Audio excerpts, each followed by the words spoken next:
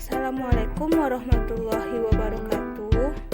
Baiklah, kami dari kelompok 4 yang beranggotakan Anita Gustriantodi, BP-nya 1810532012, Anggun Putri Ahdita 1810532019, dan Remona Anggreni 1810532031. Kami akan membahas tentang Pusat Pertanggungjawaban Pusat Laba.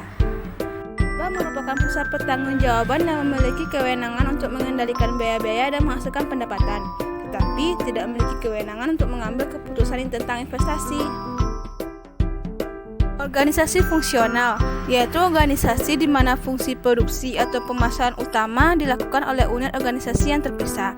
Organisasi divisional, yaitu ketika suatu organisasi diubah menjadi organisasi di mana setiap unit utama bertanggung jawab baik atas produksi maupun pemasaran. Kondisi dalam mendelegasikan pertanggungjawaban laba. Ada dua kondisi. Yang pertama, manajer harus memiliki akses ke informasi relevan yang dibutuhkan dalam membuat keputusan serupa. Yang kedua, harus ada semacam cara untuk mengukur efektivitasnya, suatu trade-off yang dibuat oleh manajer. Beberapa manfaat pusat laba. Yang pertama, yaitu kualitas keputusan yang dapat meningkat. Yang kedua, kecepatan pengambilan keputusan operasional dapat meningkat. Yang ketiga, manajer kantor pusat bebas dari pengambilan keputusan harian. Yang keempat, manajer lebih bebas menggunakan imajinasi dan inisiatifnya. Adapun kesulitan yang dihadapi pusat laba, yang pertama yaitu mengakibatkan hilangnya pengendalian.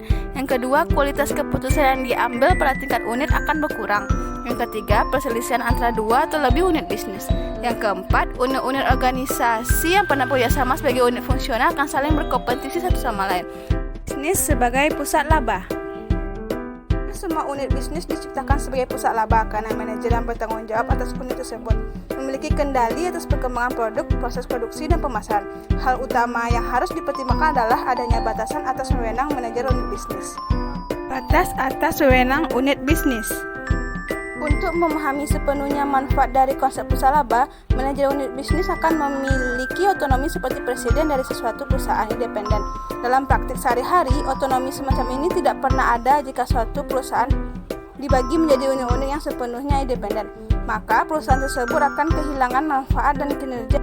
Batasan dari unit bisnis lain. Keputusan yang pertama, keputusan produk, maksudnya barang atau jasa apa yang harus dibuat dan dijual. Yang kedua, keputusan pemasaran, bagaimana, di mana, dan berapa jumlah barang atau jasa yang dijual. Dan yang ketiga yaitu keputusan perolehan, maksudnya bagaimana mendapatkan dan memproduksi barang atau jasa.